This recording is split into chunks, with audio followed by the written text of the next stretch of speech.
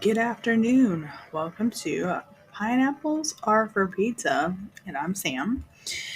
So, first off, it's summertime, so you're definitely probably gonna hear some people outside doing whatever. Like they're definitely out there doing shit. So today, I kind of wanted to talk about some tips about how we kind of like stick to it, I guess. And for us, I've always talked about this.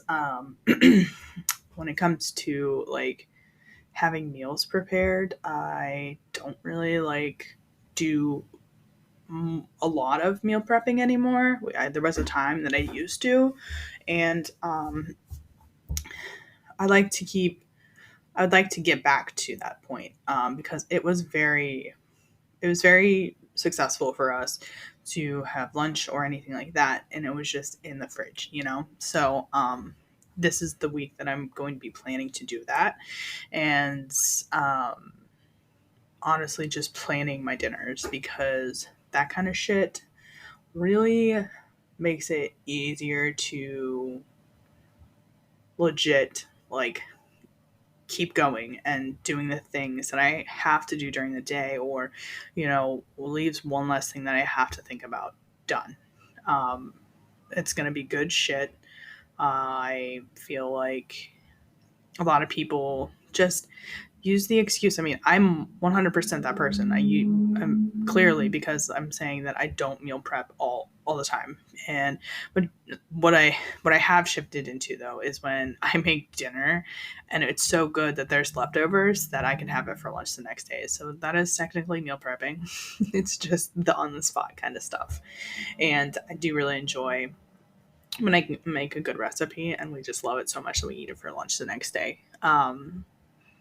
So yeah, like it has significantly proven to me in my life that meal planning and meal prepping are definitely two different things. I don't provide meal plans for clients because it's absolutely just unnecessary. And as a nutrition coach, I'm actually not even allowed to do that.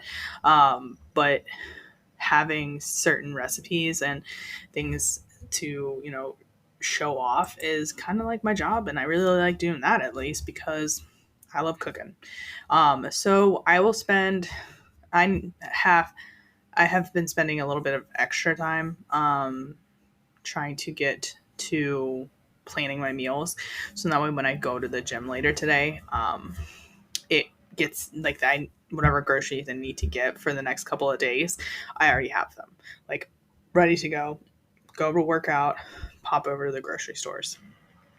No, I know time is literally just the excuse because that's literally all it is. It's always been like that for me, and I'm realizing that I am very much owning up to that, where I keep saying that it takes too much time to do this or that, or I literally take too much time because I feel like something else is going on, mentally I focus in on like trying to get it done, and I get really excited that I'm just off. Mondays, obviously today's Monday. I really tend to make it feel more like a second Sunday. And so I'm definitely feeling those effects today.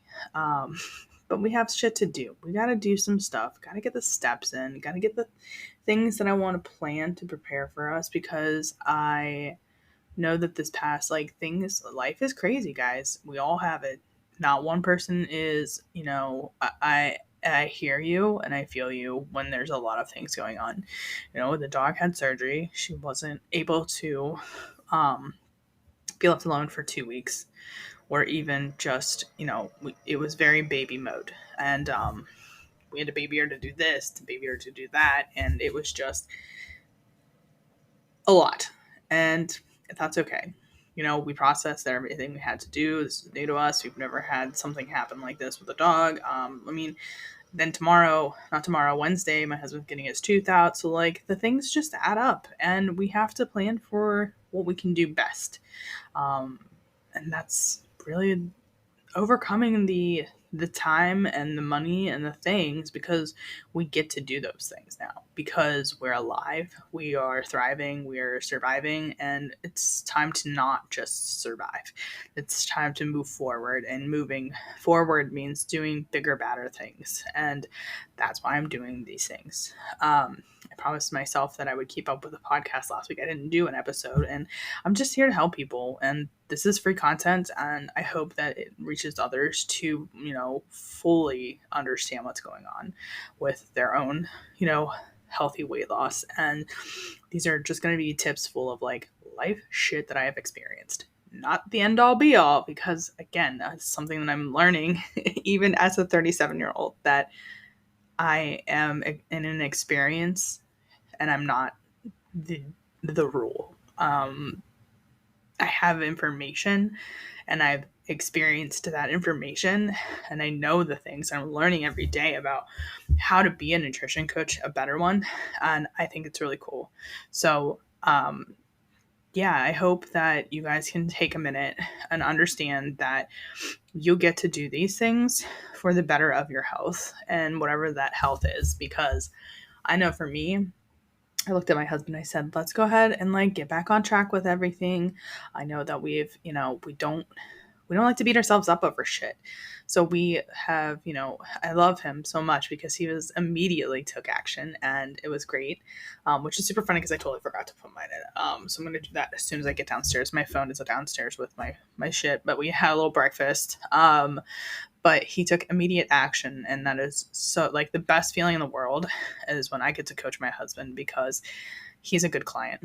And it's not because we're married, and like he knows the benefits of what he's done. He's lost 19 pounds just by following what it is that I've learned in my curriculum as a nutrition coach, and I'm there to support him fully and not beat him up about the things that he hasn't done. And together, collectively, we also both feel the same way. So we find that we don't have to beat ourselves up over the past 2 weeks for not tracking our macros, because we've shifted into knowing that mindful eating is also the thing that we're really striving to be. So just because we want to set a goal of tracking our macros, it doesn't mean that that's going to be every day for the rest of our lives, because then it's just another diet. Like, that's not the goal that I have for my clients. I want them to have some data to go by when they do begin their their weight loss journey. And I want them to understand that knowing all of these things when it comes to tracking will essentially end them up being in a more of a mindful eating stage. And taking breaks between, having a calorie deficit is also encouraged within, like, for me and my husband, So that's where we're kind of at right now, is just supporting each other and getting back to our tracking, so that way we can be more in a calorie deficit with each other, so then that way we can see more results. So that's really all I'm doing this week. Today, like I said, I'm going to spend the next 30 minutes planning a couple of days worth of dinners, so then that way I can go ahead, get out, get to the gym, get some steps in, and get a strength training in as well. I believe I'm going to do an arm day.